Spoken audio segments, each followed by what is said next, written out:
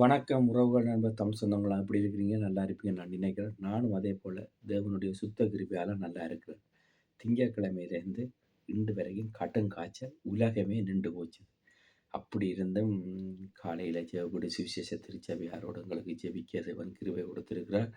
ஜெபிச்சு கொண்டு அப்படியே காலையில வேலை இடத்துக்கு வந்து இப்போ வந்து 5:30க்கே தொடங்கிருவேன். 6 மணிக்கு வேலை. அப்போ எனக்கு வந்து 2 மணித்தியாலத்துக்குள்ள செய்யலான்னு சொன்னபடியால் அவை செக்யூரிட்டியோட கதைச்சி 5:30க்கு வந்துட்டு 8 மணிக்கு இறங்குவேன். அரை மணி நேரம் கூட செய்ய வேண்டியதாக போயிட்டுது. அது நல்லபடியாக அப்படியே கடந்து செல்லட்டும். அதே போல் என்னோடு வாட்ஸ்அப்பில் மாத்திரமல்ல, ஃபேஸ்புக், யூடியூப்பில் வந்து கடந்து கொண்டிருக்கிற என்னுடைய தமிழ் சொந்தங்கள், நண்பர்கள், உறவுகளுக்கெல்லாம் இனிய காலை வணக்கங்கள். அதே போல் என்னோட நிறைய நண்பர்கள் கதைத்து கொண்டிருக்கிறீர்கள். வழக்குகள் எப்படி, கார்கள், லைசன்ஸ் அலுவல்கள் எப்படி, எல்லாம் எந்த கட்டத்தில் இருக்கிறது என்று சொல்லி கேட்டிருந்தீர்கள். போன செவ்வாய்க்கிழமை எனக்கு கோர்ட்ஸிலிருந்து மெயில் அனுப்பியிருந்தார்கள்.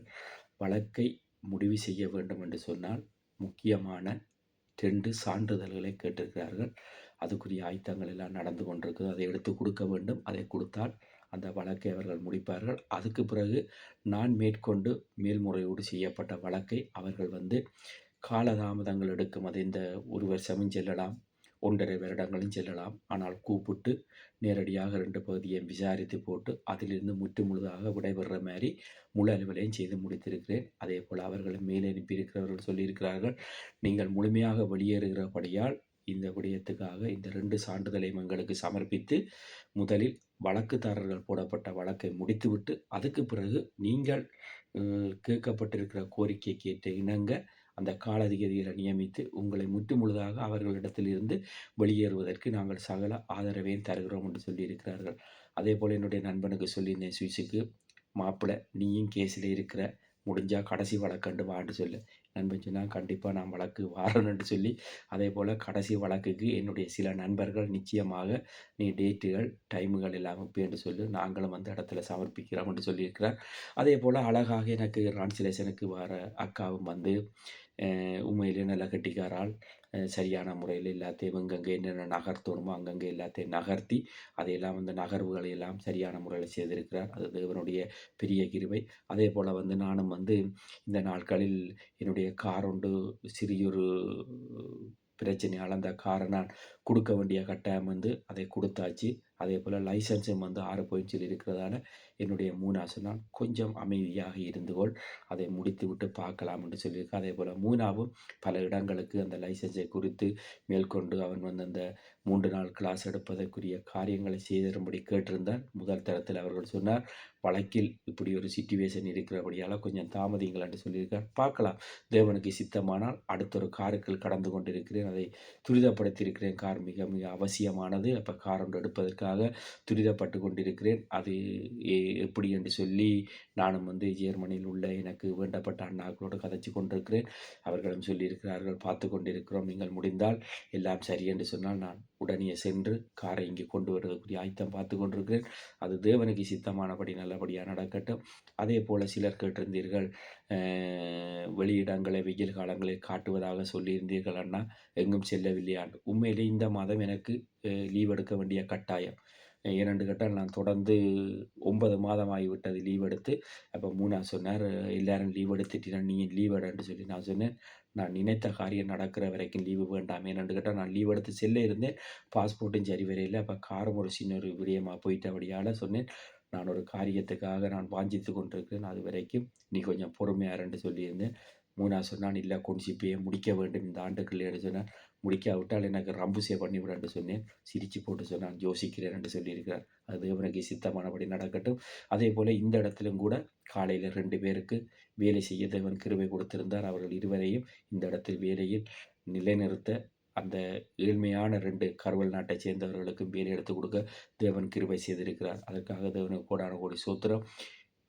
ஏழைக்கு இறங்குறவன் கர்த்தருக்கு கடன் கொடுக்கிறான் என்று சொல்லி வேதம் சொல்லுகிறது. அதே போல இரக்கத்தையும் கிருபையும் உள்ளத்தில் வைத்து கொண்டால் எங்களுடைய பாதைக்கு வெளிச்சமாக இருக்கும். அந்த வெளிச்சத்தின் பாதையில் நாங்கள் நடந்து கொண்டிருப்போம். அதே போல ஒவ்வொரு நாளும் ஒவ்வொரு நண்பர்கள் ஒவ்வொரு விடயங்களோடு என்னோடு கடந்து கொண்டிருக்கிறீர்கள். எனக்கு ஆதரவாக இருக்கிறீர்கள். அண்ணன் தம்பிமார் என்னோடு எடுத்து பேசுகிறீர்கள். எப்படி இருக்கிறீர்கள் நண்பரே, எப்படி இருக்கிறீர்கள் அண்ணாண்டு கேட்கிறீர்கள். கேட்கிற ஒவ்வொருவருக்கும் கோடான கோடி நன்றிகள். நீங்கள் ஒவ்வொரு தரம் என்னை விசாரிப்பது போல் நீங்கள் ஒவ்வொரு தரம் நல்லபடியாக இருக்க வேண்டும். அதேபோல வருகிற கிழமை வன்னி மலத்துளி ஜிடிப்பு என்று சொல்லி சில பொருட்களை நியமித்திருக்கிறோம். அந்த பொருட்களை சென்று வாங்கி இன்னும் வன்னி மலத்துளி ஜிடிப்பை மிக அழகாகவும் துல்லியமாகவும் தெளிவாகவும் ஆடியோ வீடியோவோடு தருவதற்காக நாங்கள் காத்திருக்கிறோம். அதுக்குரிய காரியங்கள் நடந்து கொண்டிருக்கிறது. அதேபோல கொஞ்சம் விலை உயர்ந்த பூனையும் நான் பார்த்திருக்கிறேன். அதையும் எடுப்பதற்கு முடிவெடுத்திருக்கிறேன். நிச்சயமாக இதெல்லாம் நல்லபடியாக நடக்கும். தேவனுக்கு எது சித்தமோ அது அனைத்தும் நடந்து கொண்டே இருக்கும்.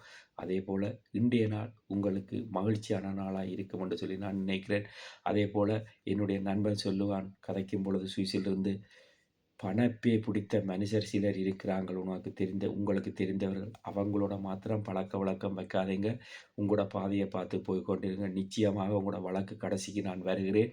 வந்து நான் அந்த இடத்தில் நான் வழக்கில் என்ன நடக்கிறது என்று பார்த்துக்கிறேன் என்று சொல்லியிருந்தேன். அவர்கள் என்னோடு பழகிற நண்பர்கள் அநேகர் எல்லா இந்தியாவில், மலேசியாவில், இலங்கையில், தாய்லாந்தில் இப்படி நின்ற எல்லாரும் எல்லா இடங்களிலும் போய் எல்லாரும் விசா எடுத்து குடும்பங்களாகி செட்டில் ஆகி இருக்கிறார்கள்.